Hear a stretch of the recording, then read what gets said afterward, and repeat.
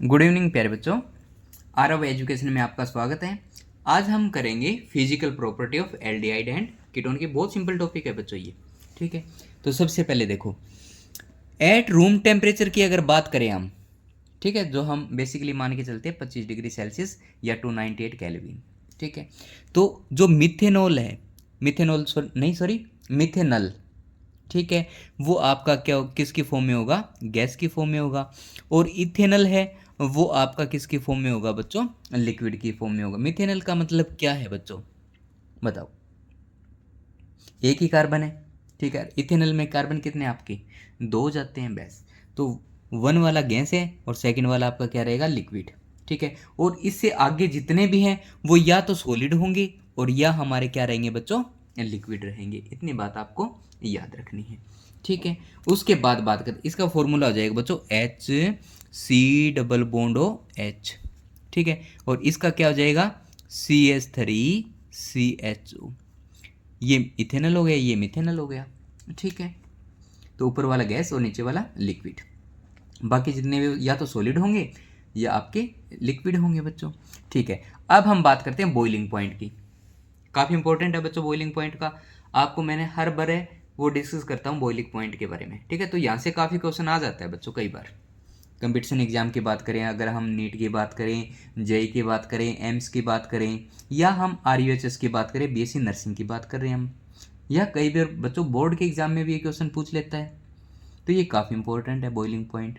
तो याद रखना बच्चों, boiling point of aldehyde and ketone are higher than hydrocarbon. इनका बॉइलिंग पॉइंट वो ज़्यादा होगा बच्चों। एंड इथर और हाइड्रोकार्बन से ज़्यादा होगा। क्यों? क्योंकि इनके बीच में बच्चों डायपोल डायपोल इंटरेक्शन होती है। क्या होती है? डायपोल डायपोल इंटरेक्शन होती है। मैंने बताया बॉइलिंग पॉइंट तीन चीज़ पे डिपेंड करता है। सबसे पहले देखेंगे हम हाइड्रोजन बॉन्डिंग। जिसके अंदर हाइड्रोजन बॉन्डिंग है तो उसका बॉइलिंग पॉइंट वैसे ही ज़्यादा रहेगा बच्चों, ठीक है। उसके बाद बात करेंगे हम डायपोल डायपोल इंटरेक्शन, और सबसे लास्ट में जाएंगे हम वंडरवाल फोर्स पे, ठीक है। तो ये देखो, डायपोल डायपोल इंटरेक्शन की वजह से इनका बॉइलिंग पॉइंट है वो ज़्यादा है एल्डिहाइड और कीटोन का, ठीक है। बट लोअर देन एल्कोहल, लेकिन एल्कोहल से कम है। क्यों? क्योंकि एल्कोहल में तो बच्चों हाइड्रोजन बॉन्डिंग होती है, ठीक है। But lower than alcohol due to absence of hydrogen bonding. But alcohol के अंदर हाइड्रोजन बॉन्डिंग होती है, तो उस हाइड्रोजन बॉन्डिंग के कारण बच्चों बॉइलिंग पॉइंट एल्कोहल को ज़्यादा हो गया। इतनी बात समझ में आई? ठीक है। उसके बाद बात करते हैं बच्चों सोल्यूबिलिटी। अब आपको पता है सोल्यूबिलिटी है वो भी हाइड्रोजन बॉन्डिंग पे डिपेंड करती है बच्चों, ठीक है। तो ये देखो, lower member of aldehyde and ketone are miscible in water. जो लोअर मेंबर ऑफ एल्डिहाइड का मतलब जिसमें दो, एक कार्बन हो, दो कार्बन हो, या तीन कार्बन है, ठीक है, वो तो आपके क्या रहेंगे? मिसिबल, मतलब वाटर में घुल जाएंगे। क्यों? क्योंकि ये कुछ हद तक हाइड्रोजन बॉन्डिंग बना लेंगे वाटर के साथ। ये देखो, ये ऑक्सीजन कीटोन या एल्डिहाइड की, ये वाटर है, तो इनके साथ क्या बना लेंगे? ये हाइड्रोजन बॉन्डिंग बना लेंगे बच्चों। तो इस हाइड्रोजन बॉन्डिंग के कारण ये क्या रहेगा? मिसिबल रहेगा, ठीक है। आप कहते हैं सोल्यूबिलिटी डिपेंड कैसे करेगी? चेन लेंथ पे। जैसे ही चेन लेंथ आपकी बढ़ गई, सोल्यूबिलिटी बच्चों डिक्रीज हो जाएगी। क्यों? क्योंकि जैसे ही चेन लेंथ बढ़ गई, इसका मतलब नॉन पोलर पार्ट आपका इंक्रीज हो गया। चेन लेंथ इंक्रीज का मतलब नॉन पोलर